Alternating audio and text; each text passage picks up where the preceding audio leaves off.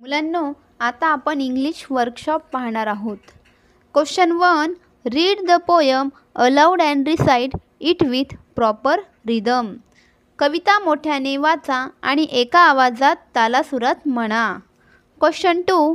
Find from the poem 2 lines each that contain the following figure of speech. कवितेमधून 2 ओळी शोधा. अलंकार असलेला प्रत्येक ओळी असाव्यात. ए. ॲलिट्रेशन म्हणजे अनुप्रास. Answer 1. Stick and stone may break my bones. 2. Bats and bricks may act through bones. B. Repetition म्हणजे पुनरावृत्ती. Answer stick and stone may break my bones. 2. Stone and stick break only skin. Question 3. A. Pick out from the poem the synonyms of. कवितेतून समानार्थी शब्द शोधा. 1. Injury ब्रुसिस म्हणजे जखमी. 2. Delicate. Answer tender म्हणजे नाजूक. 3. ॲक. आन्सर स्कार म्हणजे जखमेची खून. 4. एम्ब्रास. आन्सर मॉर्टिफाय म्हणजे लाजीरवाणे. 5. कर्व. आन्सर हिल्डेड म्हणजे बरे होणे. क्वेश्चन 3 मध्ये B. Pick out from the poem the antonyms of. कवितेतून विरुद्धार्थी शब्द शोधा. 1. फॉरगेट म्हणजे विसरणे. आन्सर रिमेंबर म्हणजे लक्षात ठेवणे. 2. फ्लॅट अँड स्ट्रेट म्हणजे सपाट आणि सरळ. आन्सर कर्व म्हणजे वक्र. 3. मेक म्हणजे बनवणे. आन्सर ब्रेक म्हणजे तोडणे. 4. राईज म्हणजे उगवणे. आन्सर फॉल म्हणजे खाली जाणे. 5. आउटसाईड म्हणजे बाहेरचा. आन्सर इनसाईड म्हणजे आतील. Question 4. Answer in your own words with the help of the poem. Write them in your notebook. कवितेच्या मदतीने तुमच्या शब्दात उत्तरे द्या आणि ते तुमच्या वहीमध्ये लिहा. A. What object can cause injury to your body. कोणत्या वस्तू तुमच्या शरीराला इजा करू शकतात. Answer that object are stick and stone. त्या वस्तू आहेत काठ्या आणि दगड. Question B. How do you harsh and bitter words hurt the poet. कठोर व कडू शब्द कवीचे मन कसे दुखवतात. Answer words are slant and curve line swords to pierce inside me. शब्द तलवारीसारखे धारदार आणि तिरकस असतात. ते मनाला भेदून जातात. पुढचा प्रश्न आहे C. What can heal faster body or the mind and hurt emotions. Explain your choice. शरीर किंवा मन किंवा मनाच्या वेदना काय लवकर बरे होईल. तुमच्या आवडीने स्पष्टीकरण द्या. Answer body can heal faster. The mind and hurt take so much time to heal. शरीर लवकर बरे होईल. मन व मनाच्या वेदना बरे होण्यास बराच वेळ लागतो.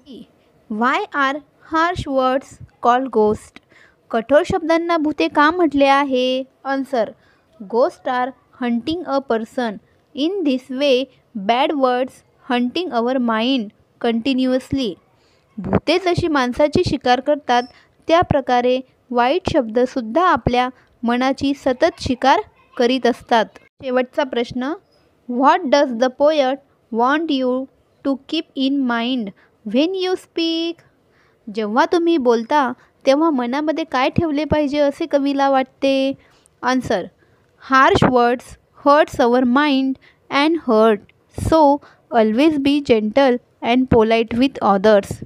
कठोर शब्द मनाला आणि हृदयाला दुखवतात. म्हणून सौम्य आणि शांततेने इतरांबरोबर बोलले पाहिजे. Question 5. Find the rhymes scheme of the stanza number 2 and 3. कडवे क्रमांक 2 आणि 3 मध्ये यमक योजना शोधा. 1 is done for you एक तुमच्यासाठी करून दाखविलेले आहे.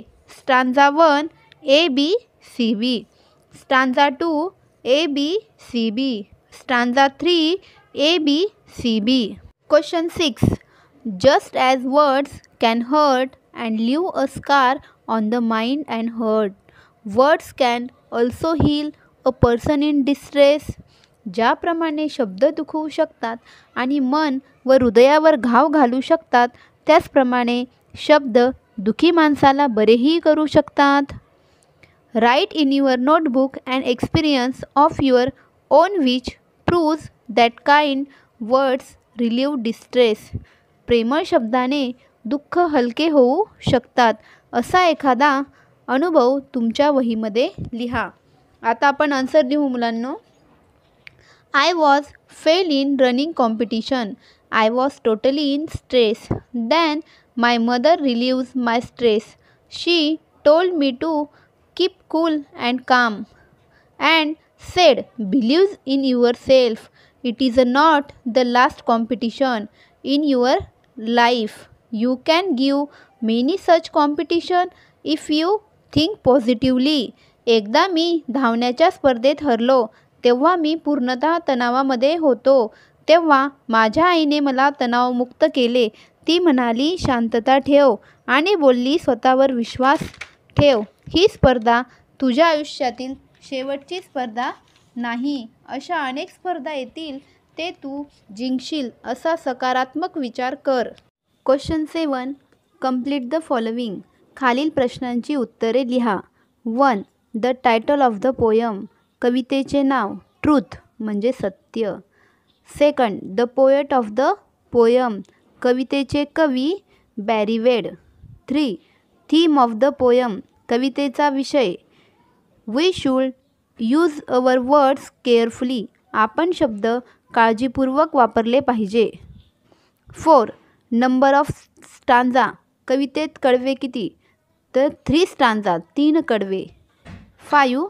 Rhyme scheme. यमक योजना A B C B. 6. Figure of speech. अलंकार कोणते? Alliteration and repetition.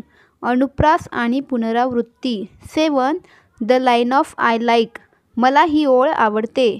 Slant and curve the fall words. Shorts. शब्द तलवारीसारखे धारदार आणि तिरकस असतात.